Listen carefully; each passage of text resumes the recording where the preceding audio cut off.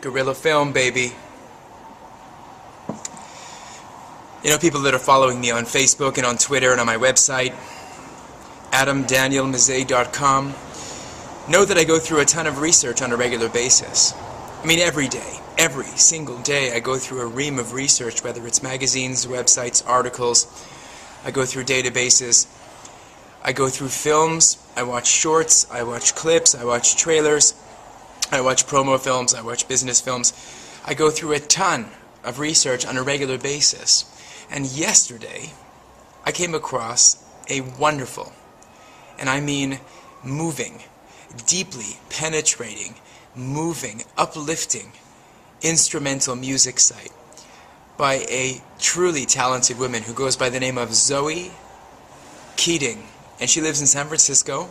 She's a cellist, and she masters a lot of her cello music with a laptop computer and a pedal. A pedal. I'm not joking. She has somebody that does the final mix and all that stuff just to make it sound 100% professional. But this woman works in what she calls a cello cave, her cello cave, in San Francisco. Zoe Keating. Just look her up online. How did I find out about her? I was going through Filmmaker magazine, their summer 2010 edition. Cheers to Scott McCauley, the editor of that magazine. And I was just going through some of the preliminary articles. Everybody reads Filmmaker magazine for the interviews. I read the interviews also. There's some really good ones. But I also read the columns because that's where you find the nuggets. It's the places where people don't look, the preliminary 30 pages of the magazine. And there I was reading about Zoe Keating.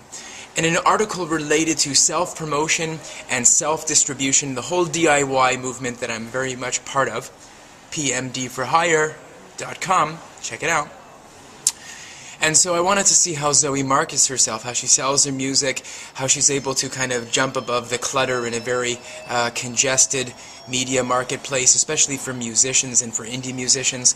But I just played a couple of the samples, and it's not a MySpace page, so it's none of that sort of boilerplate, claptrap, nonsense, garbage, the stuff that you typically get at a white or vanilla MySpace page. It's her own thing, and she put it all together. So I played a couple of the sample tracks, and they just totally moved me. The name of the album is Into the Trees. I liked it so much that I immediately ponied up $20 and sent somebody who really needs to listen to Zoe's music because they find themselves in a bit of an emotional funk. I sent them this CD, which comes with a special booklet with, you know, the usual bio and other information, some colorful photos, and of course a 6-panel CD. And I got the downloads. I got the MP3s that I've been playing over and over again here in Prague as I'm working, or, you know, when I wake up or before I go to sleep. It's great music to meditate to. Something about the way Zoe strums a cello just reaches down inside of me and just sort of plays with my innards. Like, it's just, I don't know what it is about it. It makes me think about my youth and my past, and it makes me think about my future, and it makes me think about humanity and the fact that we don't really concentrate on the things that bring us peace and inner solitude and solace in life. We're constantly finding reasons to be unhappy. We're constantly finding reasons to feel stress and to be stressed. And what Zoe's music does, and I let her know, I emailed her and told her, is it's liberating. It's wonderful. It's like Yo-Yo Ma. It's, if you know the Chinese-American musician Yo-Yo Ma, it's just extraordinary. Zoe Keating, and if you're podcasters out there, and I'm talking about people like Ian Cath or Cameron Riley down in Australia, you got to check this out, guys, man. You got to think about pumping a few of these tracks, with Zoe's permission, of course, into one of your casts. She's a delight, she's extraordinary, and totally exquisite.